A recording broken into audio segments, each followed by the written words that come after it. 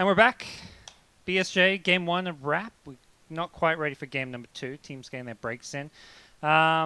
Looking forward to game two. You kind of we're just talking a bit. I mean, good signs for EG. Obviously 3-0. What have you seen from them so far in their 3 games? Just different heroes, I would say, is my emphasis. Arteezy's played Tiny, Razor, and Troll that game. Yep.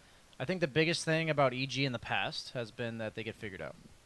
You know, they kind Yeah, of just run the same thing, run it back, baby. You know, beat us again, and then eventually, when they get to top 4, people beat them.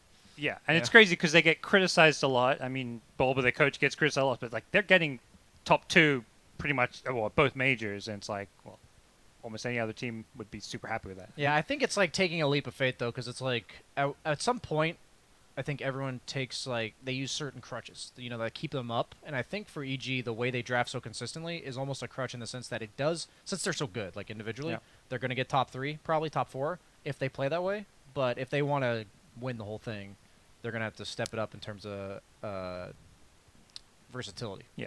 And the other thing for me to remember is, this is a group stage. I think this is where everybody experiments a bit more. I still maybe expect EG to narrow down that hero pool come playoffs. Yeah. Like when they're on the main stage in a, game 3 decider, up bracket, lower bracket, whatever it is, they're going to stick to maybe their more predictable draft. Yeah, but maybe people won't know what that predictable draft is that's true. until the semifinals, for instance, you know? Yeah. Rather than going into it, they're prepared for exactly what to expect. But, I mean, like on the other side, we got T1 who... we were talking about, we really liked the way they played. They got out of the laning stage really well, and they had some really nice execution, but, like, there's no, like, grades in Dota, like B or A or whatever they played. You lost. You're 0-3. You're at the point where if you don't start racking up some wins, you're almost guaranteed to go lower bracket, potentially eliminated. One team from each group does get eliminated entirely from the event.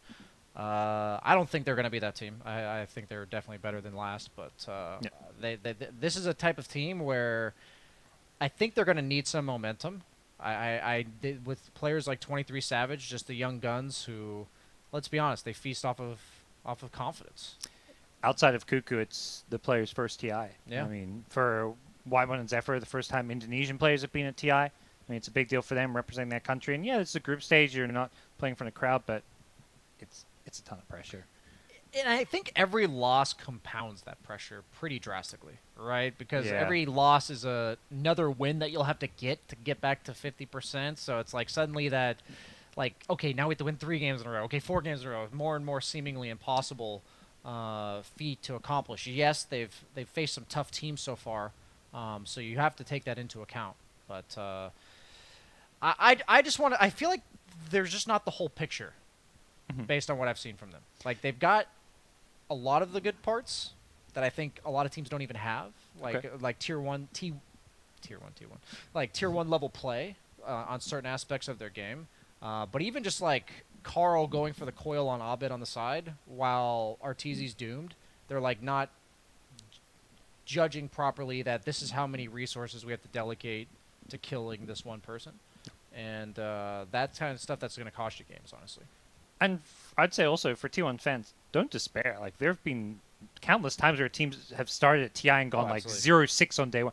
Didn't like OG have a terrible day? OG at TI. They went 0-6 on day 1? They barely made upper bracket by like running a 6-0 and going 8-8 or something in the group stage. So it is completely okay for a team to have a rough or even terrible day 1. Obviously, it means you have got to get those wins back, but it's not necessarily. It's what's the better thing to do is look at how they're playing, which from what we saw in that game is like, okay, they're playing good promising. Dota. Yeah. They're not looking like a team where you're like, that's a little worrying. I mean, there's some teams I think where we haven't seen that same like high level play at times, and there's some teams who are playing with a stand-in like Aster. I have a lot of concerns about because they have got a last minute stand-in.